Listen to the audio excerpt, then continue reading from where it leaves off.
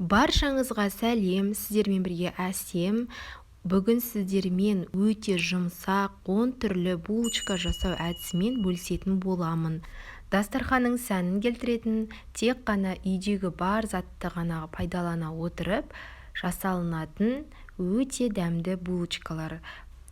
Қажетті заттарды описание бөлімінен көре аласыздар. Пешке жылытып алған сүтіміздің үстіне дрожж және қантымызды қосып, жақсылап араластырасыздар. 5 минутқа бетін жауып қойып, кішкене көтерілгенше күтесіздер. Булочканың тәттірек болғанын қаласаңыз, қантты көбірек қосуыңызға да болады.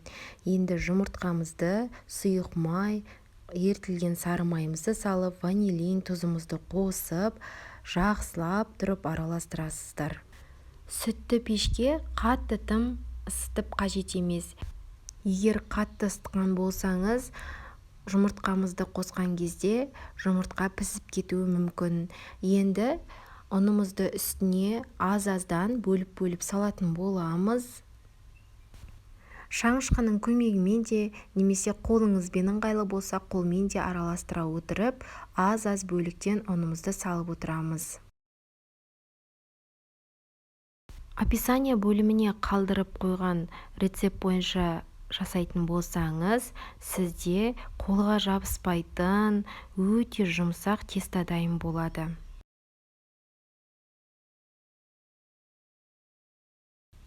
Видеода көргендеріңіздей менде өте жұмсақ қолға жабыспайтын қамыр дайын болды. Бетін ыдыспен жауып, орамалмен немесе басқа затпен орап қойсаңыз болады.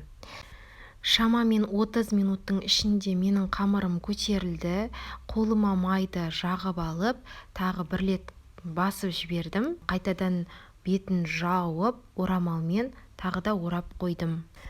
10-15 минуттан кейін қамырымызды қайта ашып, қамырымызды весойдың көмегімен шамамен 60 немесе 80 граммдай мен бөліп алдым. Біркелкі формада шығуы үшін. Бірақ бұл міндетті емес.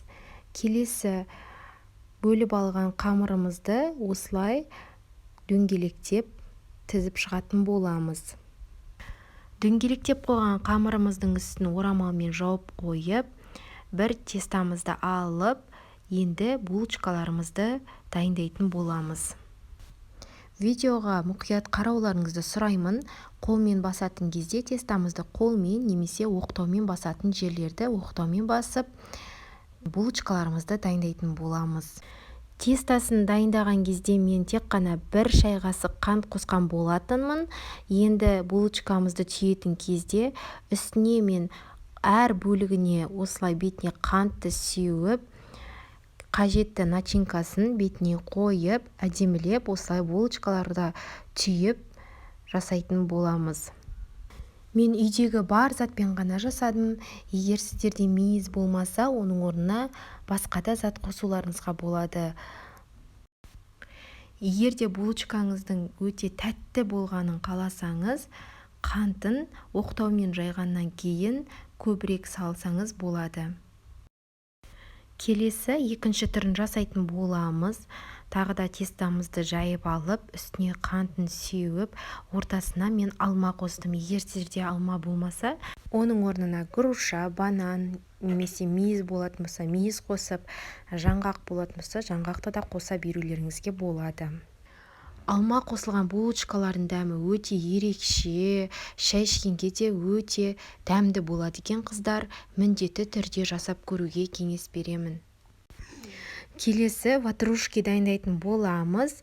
Тестамыздың ортасын тек қана саусағымыздың ұшымен баса отырып, үстіне сәл ғана қантты салып жіберіп, сүзбеміздің ішіне сүт, қаймақ, қантымызды салып, ортасына салатын боламыз. Дегенмен ол міндетті емес, өз қалауларыңыз бойынша жасауға болады. Келесі сгущенкамен жасайтын боламыз. Қамырымызды осылай оқтаумен жайып, шеттерін тіліп алатын боласыздар. Салмасына сгущенкамызды салып, дүкендегі варенка сгущенкасын аласыздар. Немесе басқа да түрлерін қолдануға болады. Осылай бір жақ шетінен алып орайтын боласыздар. Булочкамыздың дәмі ерекше болып шығады. Дастарханға қойсаңыз, сәнін келтіріп әдемі болып тұрады.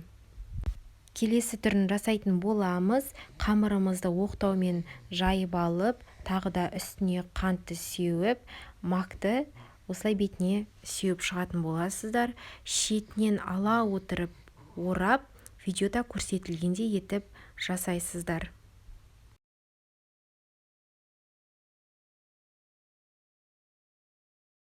Қыздар, байқасаңыздар, булочканың мына жасалу әдісі маған өте ерекше ұнады. Себебі дастарханға қойсаңыз да түрі әдемі, ерекше болып көрінеді. Келесі түрін жасайтын боламыз. Тағы да қамырымызды оқтаумен жайып алып, ортасына қантымызды сеуіп, шет жақтарын видеода көрсетілгендей етіп кесіп аласыздар. Ортасына кубиктап туралған алмамызды салып, ең бастапқы бөлігін ортасына жауып, шет жақтарын қас қатарынан жауып шығасыздар. Барлығы видеода түсінікті деп ойлаймын, қыздар.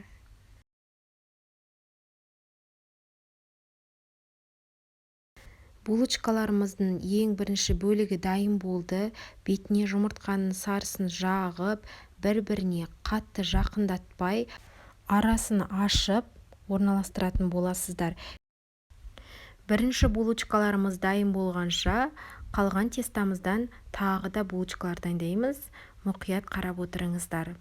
Тағы да оқтаумен тестамызды жайып алып, бетіне қантын сеуіп, қалағаныңша корица қоссаңыз да болады. Мен макпен болған булочкаларды ұнатамын. Сол себепті мен ортасына макты септім. Видеода көрсетілгендей форма жасайсыздар. Егерде сіз булочкалардың ортасына сгущенка немесе варенье қосатын болсаңыз, ортасын немесе шет жақтарын қаттырақ басуға тырысыңыз. Егерде қатты баспаған жағдайда, сіздің булочкаларыңыз духовкаға салған кезде ашылып, барлық салмаңыз сізде жан-жағына төгіліп кетеді.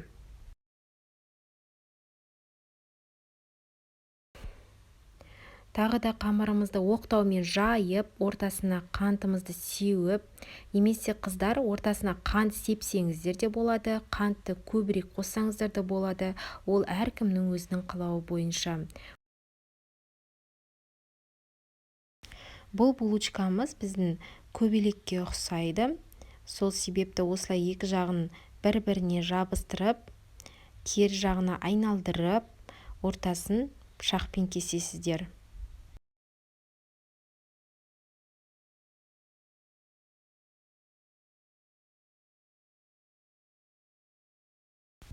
Келесі түрін жасаймыз. Оқтаумен жайылған қамырдың үстіне тағы да қантымызды қосып, шетінен орап отырып, тағы да булочкамыздың әдемі түрін жасайтын боламыз. Мұқият қарап отырыңыздар. Барлық булочкалардың жасалу жолы өте оңай. Сол себепті үй жағдайында ешқандай магазиннен сатып алмай-ақ, осылай үйден өздеріңіз жасасаңыздар да болады. Булочканың келесі жасалу жолы ерекше жасалынады. Дөңгелек қылып емес, сопақша етіп қамырды жаятын боласыздар. Жайылған қамырдың үстіне осындай мак немесе корица сепсеңіздер де болады.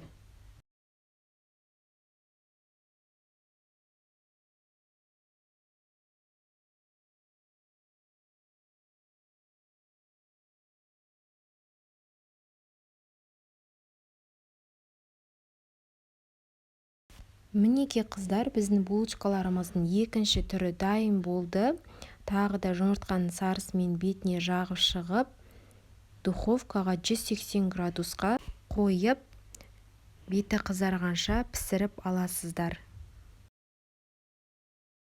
Мінеке қыздар, менің өте нәзік, жұп-жұмсақ, столға салғанға да өте әдемі көрінетін булочкаларым дайын болды.